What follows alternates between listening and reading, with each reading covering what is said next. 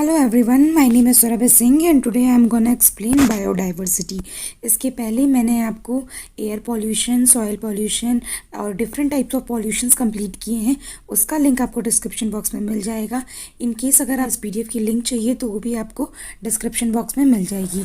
तो चलिए शुरू करते हैं बायोडाइवर्सिटी के बारे में। जैसा कि आप जानते हो, अगर आप इंडिया के मैप के बारे में देखो तो इंडिया के मैप में अगर आप ये देखो कि ऊपर की तरफ जम्मू कश्मीर होता है, नीचे की तरफ आपका साउथ होता है, इधर आपका नॉर्थ ईस्ट आता है। तो आप ये देखते हैं कि जब सबके क्लाइमेट हैं वो कितने डिफरेंट हैं। जम्मू कश्मीर में कितनी ठंड पड़ती है, जबकि अगर हम केरला की बात करें तो यहाँ का वेदर बहुत डिफरेंट होता है।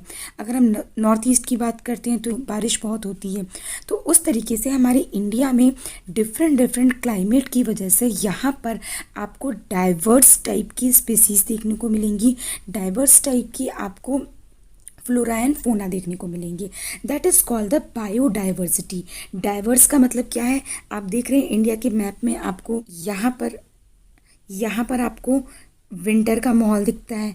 अगर आप जून में भी चले जाएंगे तो भी आपको यहाँ पर स्वेटर की ज़रूरत पड़ेगी। अगर आप यहाँ के बीच के ट्रॉपिकल रीजन की बात करते हैं तो वहाँ का वेदर चेंज होता रहता है। विंटर्स में ठंड, समर्स में पीक समर्स के टाइम पर आपको बहुत ज़्यादा गर्मी। तो हर टाइप के आपको जो इंडिया में आपको वैरायटी ऑफ टेम्परेचर देखने को मिलेगा, उसकी वजह से आपको वैरायटी ऑफ डाइवर्सिटी देखने को मिलेगी। तो biodiversity is the variety of different type of life found on the earth. यानी जो आपके इंडिया के मैप आपने देखा तो जिस तरीके से इस क्लाइमेट के हिसाब से, जम्मू एंड कश्मीर के क्लाइमेट के हिसाब से वहाँ के एनिमल्स अलग होंगे, वहाँ के जो प्लांट्स होंगे वो डिफरेंट होंगे, क्योंकि वो उस क्लाइमेट के अकॉर्डिंगली डेवलप कर रहे होंगे। सेम इसी तरीके से अगर हम यहाँ के साउथ की बात करते हैं, कन्याकुमारी या आपका केरला, तो वहाँ के जो आपके फ्लोरा एंड फोना होंगे वो आपके डिफरेंट होंगे। नॉर्थ ईस्ट साइड में आप चले जाएंगे तो वहाँ पर आपको अलग अलग डिफरेंट टाइप की स्पीसीज़ देखने को मिलेगी। तो उनके जो लाइफ के बारे में, उनकी जो वैरायटीज़ होती है उसको हम देखने को हम कहते हैं बायोडाइवर्सिटी।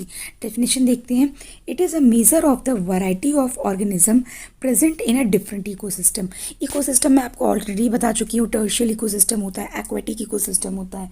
तो डिफरेंट डिफरेंट इकोसिस्टम पे जो वैरायटी पाई जाती है क्लाइमेट की वजह से, टेम्परेचर की वजह से, रेनफॉल की वजह से, उन स्पीसीज, उन ऑर्गेनिज्म की कॉम्बिनेशन को हम बायोडाइवर्सिटी कहते हैं।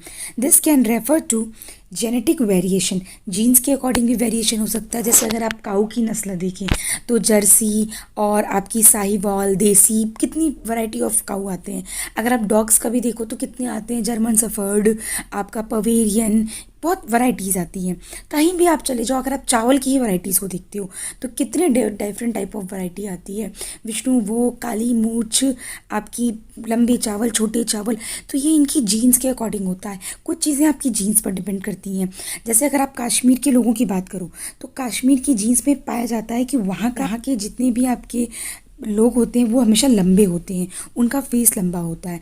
अगर आप नॉर्थ ईस्ट की साइड चली जाओ तो वो उनकी आंखें छोटी पाई जाती हैं और वो हाइट में थोड़े छोटे होते हैं। तो ये जीन्स के अकॉर्डिंग वेरिएशन है। उसके बाद आता है इकोसिस्टम के अकॉर्डिंग वेरिएशन। लाइक प्लांट्स की बात करें तो जो हमारे ऊपर के साइड के प्लांट्स होते हैं जम्मू एंड कश्मीर के, यानी फ्लोर प्लांट्स पाए जाते हैं। यानी उनकी पत्तियाँ कैसी होती हैं, इस टाइप। उनके जो प्लांट के शेप होते हैं वो पेड़ों के शेप इस तरीके से होते हैं ताकि अगर बारिश हो रही हो तो पानी नीचे के नीचे सीधे बह जाए। उसके अलावा आता है स्पीसीज़ वेरिएशन। स्पीसीज़ वेरिएशन में है कि कितनी नंबर ऑफ स्पीसीज़ पाई जाती है उस एरिया के अंदर। तो इस तरीके से हमारा वैरायटी ऑफ बायोडाइवर्सिटी डिफाइंड है। अब मैं बात करती हूँ रायो अर्थ समिट के बारे में। तो इसमें रायो अर्थ समिट में आपकी बायोडाइवर्सिटी की डेफिनेशन दी हुई है। इसके बारे में मैं आपको डिटेल में, रायो समिट क्या हुआ था, कब समिट हुआ था, क्या क्योटो प्रोटोकॉल्स आए थे, क्या रूल्स थे, इसको मैं अलग वीडियो में कंप्लीट करूँगी। फिलहाल आप इतना जानिए कि रायो अर्थ समिट में बायोडाइवर्सिटी की डेफिनेशन क्या दी गई थी। Variability among living organism from all sources including terrestrial, marine and other aquatic ecosystem and the ecological complexes of which they are part. This include biodiversity with in species, between species end of ecosystem. अगर हम India की बात करते हैं तो India एक बहुत ही diverse system है। आप क्यों देखते हैं कि पहले के, अगर आपको हिस्ट्री में थोड़ा सा भी इंटरेस्ट हो तो आपको पता होगा कि इंडिया पर बहुत अटैक हुए हैं। क्यों इंडिया पर अटैक हुए हैं? क्योंकि इंडिया एक फर्टाइल कंट्री थी, इंडिया हर तरीके से रिच थी, उसे सोने की चिड़िया क्यों कही जाती थी। आज भी अगर हम राइस की पैदावार की बात करते हैं तो इंडिया सबसे ज़्यादा आपका चावल उत्पाद करता है। क्यों? क्योंकि यहाँ की मिट्टी में आपको उतना क्लाइमेट चेंज या आपको वेजिटेशन में इतने ऑप्शंस, इतनी वैरायटी देखने को मिलती है। तो अगर हम कंट्री की बात करते हैं, one of the mega diverse country India की बात करते हैं, तो 2.4% लैंड एरिया में से 7% रिकॉर्डेड स्पीसीज हैं और 18% वर्ल्ड पॉपुलेशन को इंडिया हमारा कवर करता है। अब हम बात करते हैं लेवल ऑफ बायोडाइवर्सिटी की। फर्स्ट आता है जेनेटिक बायोडाइवर्सिटी। जैसा कि आप इस रोज़ के ऑप्शंस में देख रहे हैं कि आपको वैरायटी ऑफ रोज़ देखने को मिल रहा है। कलर्स में, शेप्स में, उनकी पंखुड़ियाँ डिफरेंट होती हैं। कुछ मोटी पंखुड़ियों के आते हैं, कुछ बिल्कुल पतले पंखुड़ियों के आते हैं, कुछ बहुत ज़्यादा खुलते हैं, मतलब उनकी शेप्स बहुत ज़्यादा बड़े होते हैं, कुछ बहुत ही छोटे होते हैं शेप्स वाइज। तो अगर आप ह्यूमन की बात करते हैं तो ह्यूमन में भी आप देखेंगे कि हमारे कलर कॉम्प्लेक्शन में कितना डिफरेंस आता है, हमारे आईज नोज, ऑल्दो हम सब ह्यूमन कहलाएंगे, लेकिन फिर भी अगर आप भाई बहन दो को खड़ा कर दो तो उनके भी आपको इस पर कलर कॉम्बिनेशन में या उनके भी स्ट्रक्चर में डिफरेंस देखने को मिलेगा। तो genetic biodiversity is each human being is different from all others. Genes का फ़र्क आता है। नेक्स्ट आता है स्पीसीज बायोडाइवर्सिटी। स्पीसीज का मतलब है, देखो यहाँ पे कितने सारे फ्लावर्स हैं लेकिन हर फ्लावर का शेप अलग है। देखिए यहाँ पर आप एक तरीके से कनेर का फ्लावर देख सकते हैं, रोज़ है, ऑर्चिड है, तो यहाँ पर आपको डिफरेंट डिफरेंट फ्लावर्स दिख रहे हैं। सेम इसी तरीके से काऊ के बारे में बात कर सकते हैं। काऊ तो बहुत सारे हैं बट जर्सी, हॉलिस्टर, देसी, साहिवाल, आपको डिफरेंट डिफरेंट स्पीसीज देखने को मिलेंगी, डिफरेंट डिफरेंट वैरायटीज़ देखने को मिलेंगी। तो वो आपकी स्पीसीज डाइवर्सिटी होती हैं। उसके बाद आता है इकोसिस्टम बायोडाइवर्सिटी। इकोसिस्टम बायोडाइवर्सिटी का मतलब है कि large variety of different system, यानी एक इकोसिस्टम से दूसरी इकोसिस्टम। लाइक टर्शियल इकोसिस्टम पे आपके क्या क्या पाए जाते हैं, मेढक, या एक तरीके से बहुत सारी स्पीसीज़ की बात कर सकते हैं, डॉग, कैट। अगर हम एक्वेटिक इकोसिस्टम की बात करते हैं तो वहाँ पे आपकी फिशेज़ या आपके क्रोकोडाइल, जो बहुत अलग टाइप की स्पीसीज़ पाई जाती है। तो large variety of different system, एक इकोसिस्टम से दूसरे इकोसिस्टम में आपको डिफरेंट डिफरेंट बायोडाइवर्सिटी देखने को मिलेंगी। अब हम बात करते हैं मेजरमेंट ऑफ बायोडाइलिजिकल डाइवर्सिटी। इसको हम बेसिकली दो कंपोनेंट के थ्रू मेजर कर सकते हैं, species richness and species evenness. Species richness की बात करते हैं तो अल्फा डाइवर्सिटी, जो आप पर्टिकुलर एरिया के अंदर आपको डिफरेंट डिफरेंट डाइवर्सिटी देखने को मिलेगी। अब आते हैं बीटा डाइवर्सिटी, यानी दो डिफरेंट इकोसिस्टम के बीच में अगर हम कंपैरिजन करें तो वो आपका बीटा डाइवर्सिटी होता है। Gamma diversity is all over diversity. Species diversity की बात करते हैं तो स्पीसीज डाइवर्सिटी का मतलब है कि जैसे अगर आपकी कहीं पे भी इवननेस पाई जाती है, it is measure the proportion of species at a given site. For example, low evenness indicate that a few species dominate the site. यानी अगर सेम मतलब क्लाइमेट मिल रहा है लेकिन सेम आपको टेम्परेचर है, सब चीज़ें सेम है, उसके बाद भी कुछ स्पीसीज़ वहाँ पर ज़्यादा ग्रो करती हैं, कुछ स्पीसीज़ कम ग्रो करती हैं, तो उसको हम बोलते हैं स्पीसीज इवननेस। अब अगर हम बात करने जा रहे हैं डिफरेंट डिफरेंट आपकी जो बायोडाइवर्सिटी हमारे इंडिया में पाई जाती है उसके बारे में। लाइक अगर हम हिमालय की बात करते हैं, अगर हम हिमालय की बात करते हैं तो हमारे इंडिया की मैप को आप देखोगे तो ये ऊपर के साइड का पूरा हिमालय में आता है। तो हिमालय को हमने 3 पार्ट में डिवाइड किया है, हिमालय फुट हिल्स, उसके बाद आता है ईस्ट हिमालय, उसके बाद आता है वेस्ट हिमालय। क्वेश्चन यहाँ पर इस तरीके से बनते हैं कि आपकी ईस्ट हिमालय जो है उसमें कैसे फ्लोरा पाए जाते हैं, यानी कैसे प्लांट पाए जाते हैं, उसमें कैसे एनिमल्स पाए जाते हैं। सेम इसी तरीके से वेस्टर्न हिमालय का क्लाइमेट कैसा है, उस क्लाइमेट के अकॉर्डिंग वहाँ पर किस टाइप की स्पीसीज पाई जाती हैं। चलिए हम बात करते हैं हिमालयन फुट हिल्स की। तो यहाँ पर natural monsoon, evergreen and semi evergreen forest पाए जाते हैं।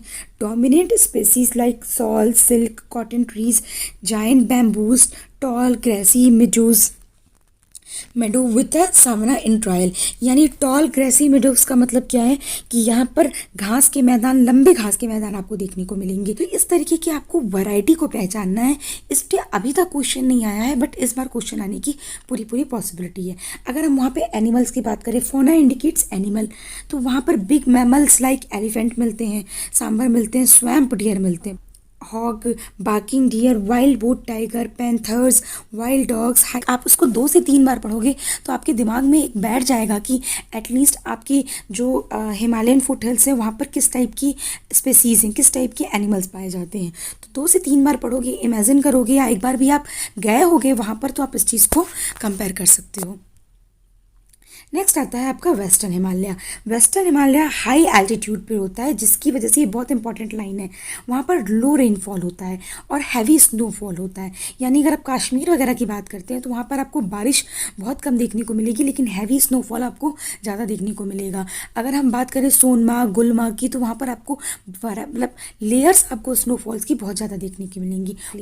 अब हम बात करते हैं फ्लोरा की। वेस्टर्न हिमालय में बेसिकली आपके मानसून एवरग्रीन होते हैं, सेमी एवरग्रीन फॉरेस्ट होते हैं, रोडेंडोड्रंस। इसका मतलब होता है जैसे कि बेसिकली बात करो, अगर आप दार्जिलिंग वगैरह की साइड जाओ तो आपकी जो वैलीज होती है, जो टूरिस्ट प्लेस होते हैं, वहाँ पर एक स्पेशल टाइप के फ्लावर्स और एक स्पेशल टाइप के फ्रूट्स आते हैं, जिसकी वजह से वो वैलीज जो होती है वो बहुत ही कलरफुल दिखती है। तो उसको हम रोडोडेंड्रॉन्स कहते हैं। Dwarf hill bamboo and birch forest mix with alpine pasture. तो वो उस टाइप के जो फ्रूट्स और फ्लावर्स होते हैं वो आपको बेसिकली वेस्टर्न हिमालय में देखने को मिलेंगे। फोना की बात करते हैं तो wild ass, wild goat, sheep, antelopes, deers. Kashmir की बात करते हैं तो देखिए स्टैग, मस्क डियर बहुत इंपॉर्टेंट है क्योंकि ये स्पेशली वहीं पर पाए जाते हैं। उसके अलावा wolf fox, cat, black, brown bears, bird Himalaya. अभी मैं आपको जो डिफरेंट पढ़ाऊंगी वल्नरेबल स्पीसीज़ कौन सी है जिनकी प्रजातियां धीरे धीरे करके नष्ट हो रही हैं। उसके बाद आता है क्रिटिकल इंडेंजर्ड, इसके बाद आता है आपका एक्सट्रीमली इंडेंजर्ड। तो उसमें इन स्पीसीज़ के नाम आपको याद करने बहुत ज़्यादा ज़रूरी होंगे। अभी आप सिर्फ एक दिमाग में बैठा लीजिए कि वेस्टर्न हिमालय है तो उसका क्लाइमेट क्या होगा। वहाँ हाई स्नोफॉल होता है, रेनफॉल कम होता है। अब अगर मैं बात करूँ ईस्ट हिमालय की, तो ईस्ट हिमालय में आपका हैवी रेनफॉल है और जबकि स्नोफॉल सिर्फ हाई एल्टीट्यूड पर होता है। लोअर एल्टीट्यूड कंडीशन आपकी सिंपली ट्रॉपिकल रेन फॉरेस्ट जैसी होती है, लाइक हरिद्वार वगैरह की बात करते हैं। अगर हम यहाँ पर फ्लोरा की बात करते हैं तो laurel birches covered with moss and ferns, coniferous forest बताया था आपको, जैसे ऐसे फॉरेस्ट जिनकी जो शेप होता है वो नुकीला होता है। ठीक है, नॉर्मली हमारे साइड के फॉरेस्ट क्या होते हैं, इस तरीके से घने होते हैं, लेकिन जो आपके कोनीफेरस फॉरेस्ट होते हैं उसमें जो प्लांट्स होते हैं वो हमेशा ऐसे कोनिकल शेप्स के पाए जाएंगे। Junipers, undergrowth of scrubby rhododendrons and dwarf bamboos पाए जाते हैं। यानी जो इनकी ग्रोथ आपकी क्या होती है, छोटी ही होती है। और ये क्या होते हैं, ड्रॉफ मतलब बौने और बैम्बूज मतलब बांस। इस टाइप के यहाँ पे बेसिकली आपको प्लांट्स देखने को मिलते हैं। Orchids, epiphytes, dominants. अगर हम फोना की बात करते हैं तो red panda very important. Forest badgers, kestrels, प्रोकेल, गोट, एंटीलोप्स, इस टाइप के आपको एनिमल्स देखने को मिलते हैं। अब हम बात करते हैं पेनिसुलर इंडिया सब रीजन। तो अगर हम बेसिकली बात करें पेनिसुलर की तो हमारा नीचे का पार्ट आता है और एक आपका राजस्थान का पार्ट आता है। तो क्वेश्चन आपको बिल्कुल बेसिक क्वेश्चंस बनेंगे यहाँ पर कि पेनिसुलर में कौन से आपके रीजन्स आते हैं। तो it has a 2 regions and its extension into a drainage basins of Ganga river system. Peninsular India में आपका बेसिकली साउथ की साइड का आ गया। डिजर्ट रीजन में आपका बेसिकली राजस्थान आता है। राजस्थान यानी वहाँ का जो डिजर्ट आता है रेत की साइड के आते हैं। पेनिसुलर इंडिया में अगर हम फर्स्ट की बात करते हैं तो it is a home to tropical moist deciduous to tropical dry deciduous. Deciduous क्या होते हैं, जो अपनी पत्तियों को साल भर में एक बार जरूर गिराते हैं। And scrub vegetation depending upon the variations of rainfall and humidity. यहाँ पे फ्लोरा एंड फोना की बात करें तो in north and east extensions यानी higher rainfalls teak in southern plateau and dominant tree मिलते हैं। वेस्टर्न की बात करें तो एवरग्रीन वेजिटेशंस होते हैं यहाँ पर।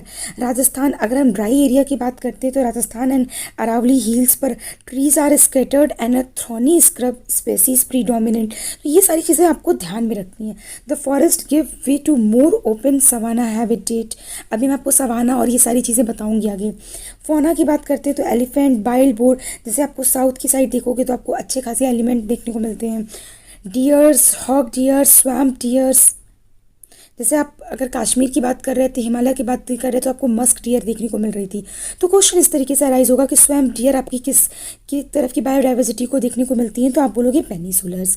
उसके अलावा आपके बेसिकली आते हैं sambar, muntjac, barking deer, antelopes, four ऑनर्स antelope, nilgai, black buck, wild dog. तो आप ये सारी चीज़ें पढ़ लीजिएगा। इंडियन डिज़र्ट की बात करते हैं तो वहाँ पे आपके फ्लोरा एंड फोना बहुत डिफरेंट होते हैं। लाइक वहाँ पे प्लांट्स बहुत कम होते हैं। बेसिकली राजस्थान की साइड आपको सिर्फ रेत देखने को मिलेगी। थ्रॉनी ट्रीज विद रिड्यूस्ड लीव्स, यानी वहाँ के जो ट्रीज होते हैं उनमें पत्ते कम होते हैं। फोना की बात करें तो मैमल्स यानी रोडेंट, यानी वहाँ पे एक अलग टाइप के माउस देखने को मिलते हैं, उनका एक पूरा ग्रुप होता है। The Indian desert gerbils are mouse like rodents and other animals are wild ash, black bug, desert like lizard includes agamids, यानी घड़ियाल टाइप से, जो घड़ियाल जो होते हैं उनकी बात कर रहा है। ट्रॉपिकल रेन फॉरेस्ट तो बहुत कॉमन है। ट्रॉपिकल रेन फॉरेस्ट का आपको ऑलमोस्ट आइडिया होगा। Distributed in area of western Ghat and north east India. Extensive grassland interspread with the densely forested evergreen vegetation known as sholas. तो शोलास वर्ड याद रखिएगा। अकर इन अ नीलगिरीज, तो शोलास आपके एक तो नॉर्थ ईस्ट के साइड पे मिलते हैं और दूसरे शोलास आपके अनामलाई और पलनई हिल्स पे मिलते हैं। अनामलाई हिल्स आपका केरल में पाया जाता है। The rain forest of the western Ghat have a dense and leafy tree with much species density. A variety of tropical orchids are found. तो यहाँ पर देखिए हैवी एंड डेंस ट्रीज होते हैं। तो आपको एक आइडिया रखना है कि राजस्थान में स्पीसीज कैसी हैं, केरला में स्पीसीज कहते हैं। अगर हम फोना की बात करते हैं तो it is very rich with all kind of animals, wild animals, elephants, gaur, other large elephants. Most species are tree dwellers. The most prominent are hulok, gibbon, golden langur, capped langur or a leaf monkey, Assam macaw and a pig-tailed macaw, loin-tailed macaw, Nilgiri. तो ये सारी चीज़ें आप याद रखिएगा।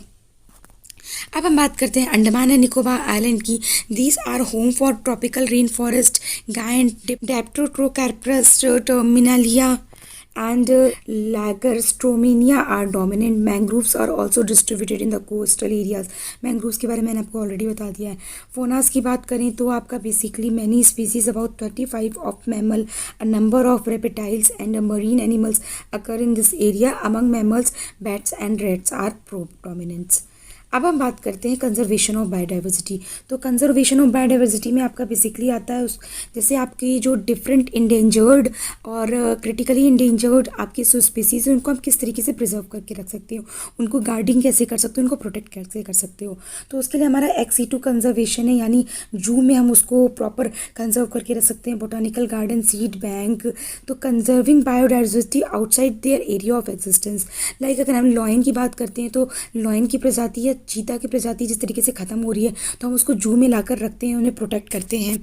In situ का मतलब है कि जो वहाँ पर हैं ऑलरेडी उनको उसी एरिया में जाकर प्रोटेक्ट करना है। Conservation of plant and animal in their ecosystem. तो आप देखोगे साउथ की साइड पे अगर जितनी ही फोना ज़्यादा पाते हैं एनिमल्स, तो वहाँ पर बहुत ज़्यादा आपको नेशनल पार्क, बायो रिजर्व्स देखने को मिल जाएंगे, बायोडाइवर्सिटी हॉटस्पॉट देखने को मिल जाएगा, wetland, wild life sanctuary, protected forest, natural forest देखने को मिल जाएंगे। बॉटनिकल गार्डन की बात करें तो scientifically plant collection of living trees, shrubs, herbs, climbers and other plants from various parts of the globe. Zoological garden की बात करते हैं तो zoo is an establishment whether stationary और a mobile where captive animals are kept in for exhibition to the public and include a circus and rescue centers but does not include establishment of licensed dealer in a capital animals। तो zoological gardens भी इसी तरीके से होते हैं। Botanical garden, zoological garden आपको बस नाम पता होना चाहिए कि ये आपके एक्सीटू कंजर्वेशन में आते हैं या इंसीटू कंजर्वेशन में आते हैं। उसके अलावा ये आपके डिफरेंट एनुअल एनवायरनमेंट इवेंट्स हैं जिसको आपको याद रखना है। यहाँ पर आपका ये टॉपिक कंप्लीट होता है। डियर स्टूडेंट, पसंद आया है तो प्लीज़ लाइक एंड सब्सक्राइब कीजिए। एग्ज़ाम आपकी डेट एक्सटेंड हुई है, इसका मतलब नहीं कि आपको प्रिपरेशन बंद करनी है। आप प्लीज़ प्रीलिम्स जीएस का एक बार पूरा कंप्लीट कर लीजिए, उसके बाद आपको रिवीजन करने में आसानी होगी। Thank you.